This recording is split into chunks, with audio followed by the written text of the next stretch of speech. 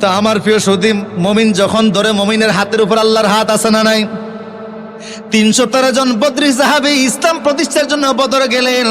মক্কার কাফেরেরা নাস্তানাবুদ হয়ে পলায়ন করলো।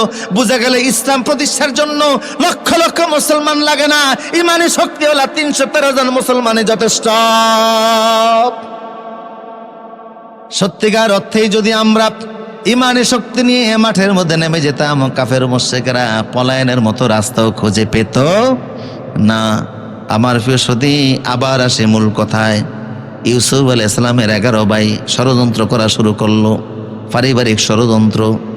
আমাদের বাবা ইউসুফকে অনেক ভালোবাসে, যে বাবাই হোক বাবার চোখের থেকে ইউসুফকে আলাদা করে দিতে হবে। মনোযোগ আছে না আপনাদের? বাবার কাছে ইউসুফকে রাখা যাবে না। এখন ইউসুফকে বাবার কাছ থেকে সরাবে কেমনে? ইয ক্বালু লা ইউসুফু আখুহু আহাব্বু ইলা আবিনা মিন্না ওয়া নাহনু উসবাহ। তারা বলল, আমাদের ভাই ইউসুফকে বাবা বেশি আদর করে, সোহাগ দেয়, ভালোবাসা দেয়। আমরা যে করেই হোক বাবার চেহারা থেকে তারে আড়াল করব। কি করে বাবার কাছ থেকে সরাবা? কয় চলো সিদ্ধান্ত নেই।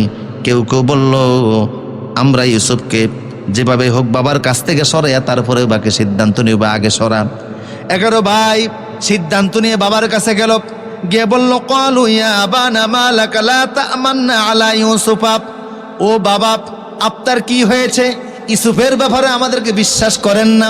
আমরা খেলাধুলা করতে যাই, মাঠে ময়দানে যাই, শিকার করতে যাই, ব্যবসা বাণিজ্যে যাই, সব জায়গায় আমরা যাই, কিন্তু ইউসুফকে আমাদের সাথে দেন না। সবসময় কাছাকাছি রাখেন, ঘরের মধ্যে রাখেন, বাইরে যাইতে দেন না। তার কারণ কি?